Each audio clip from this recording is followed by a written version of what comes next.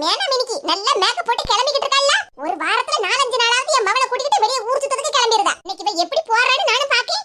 மாமியார் கல்ல படாம வெளிய போயிரணும்னு பார்த்தா முடியலையே. வாசல் நேரல வந்து உட்கார்ந்திருக்காங்க. இவங்க மாமியார்னா நான் மருமக.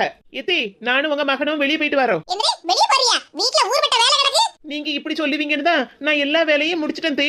சரிதான். நீ இப்ப போயிட்டு ராத்திரி 10 மணிக்குல வருவா. நான் அது வரைக்கும் சாப்பிடாம பட்னியா கிடக்கணுமா? ஒண்ணு வெளிய போக வேண்டாம். வீட்ல இரு.